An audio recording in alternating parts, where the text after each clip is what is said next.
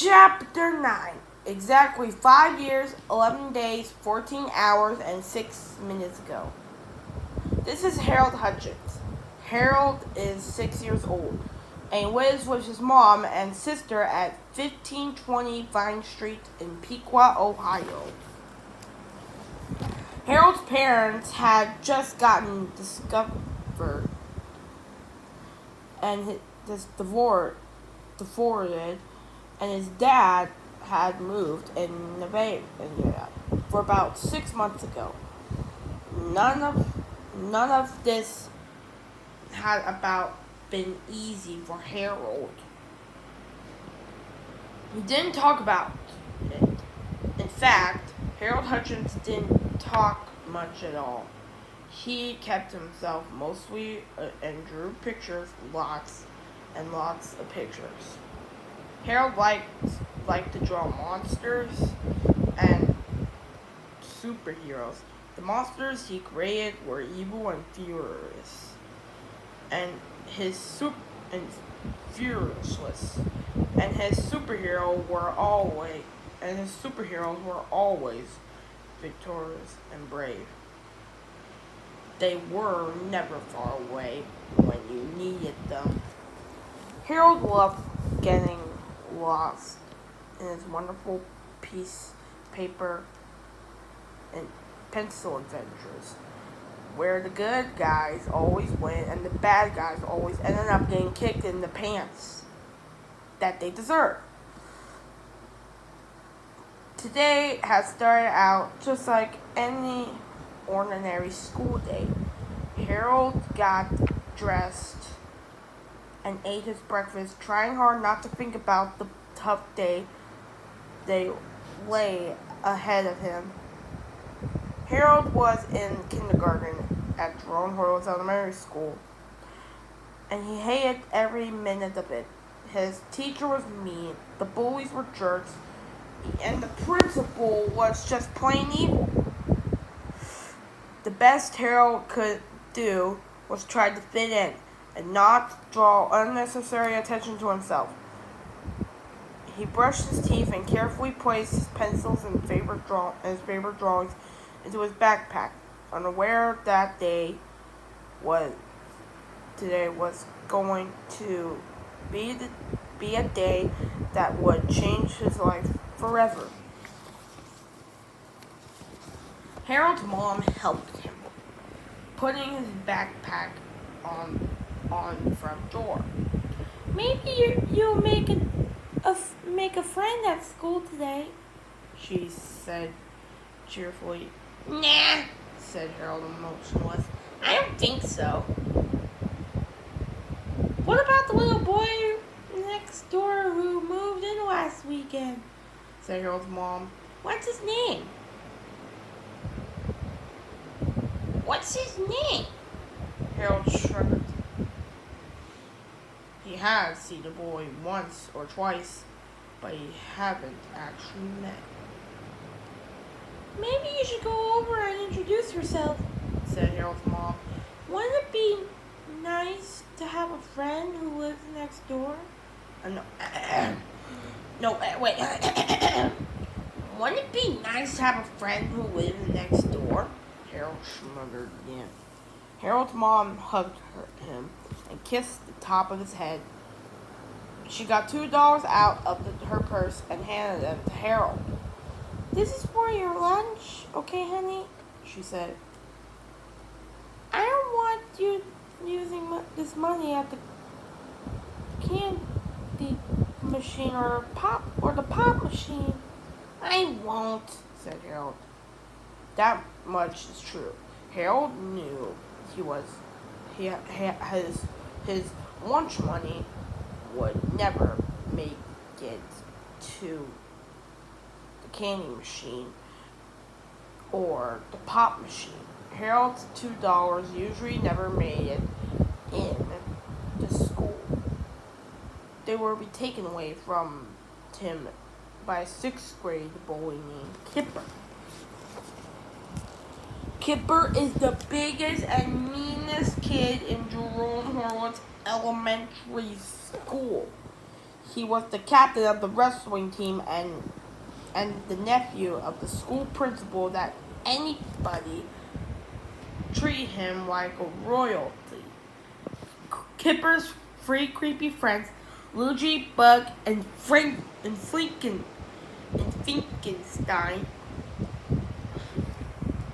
also got special treatment. And they all portrayed up and down the school hallways like they owned the place. Every day, Kipper and his three friends stole lunch money from the kindergartners. Most of the kids had just handed it out without question.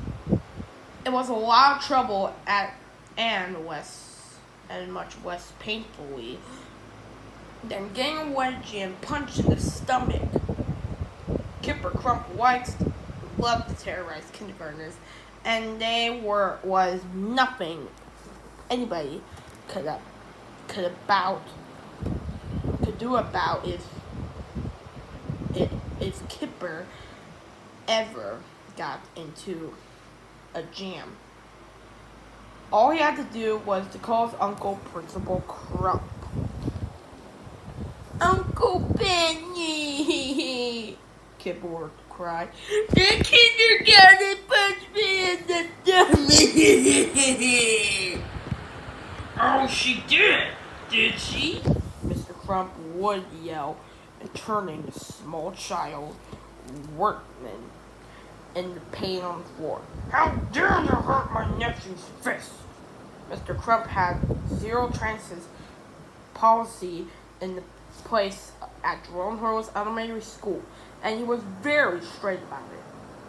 He had once suspended a third grader just saying the word gun.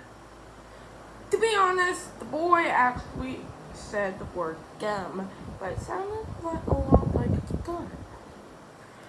And there was no room for common sense within it. Came zero trusts. Harold knew from experience the wisest thing to do was stay out of Kipper's way. So his daily walk to school became more look like an obstacle course. He quickly ran into Sprouts, dashing from the trash can to the mailbox to tree. Hiding behind anything he could find, just in case. Kipper and his three friends were nearby. The worst section of Harold's mad dash to school. It was the intersection of Dogwood Drive and Rush Lane. There was nowhere to hide between the big tree by the coffee shop and the sign at the gas station across the street. He just had to wait for walks, run for it, and hope for the best. Most days Harold was lucky, but his luck was about to run out. Harold crouched quickly behind the coffee shop tree, watching the traffic lights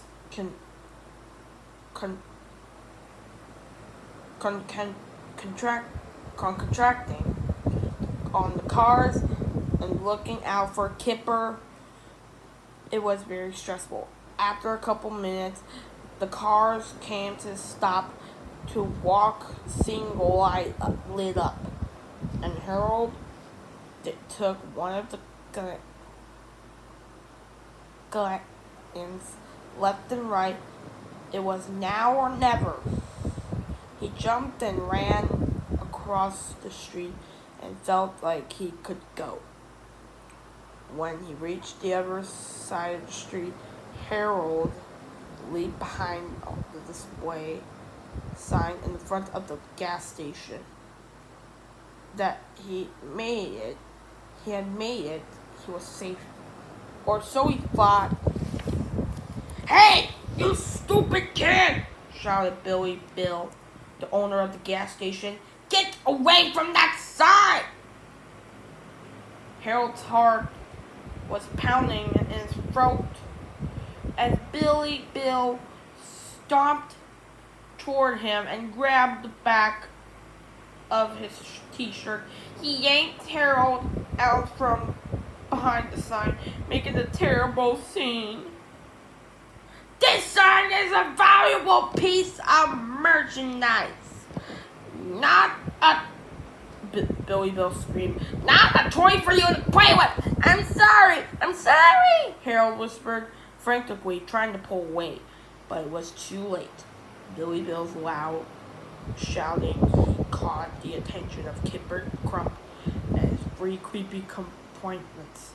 The four boys stuttered across the street toward Harold. "Hey, kid!" yelled Kipper. "Why are you bothering this nice man?"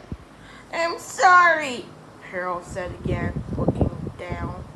Billy Bill released Harold with a shove, causing him to fall on the ground.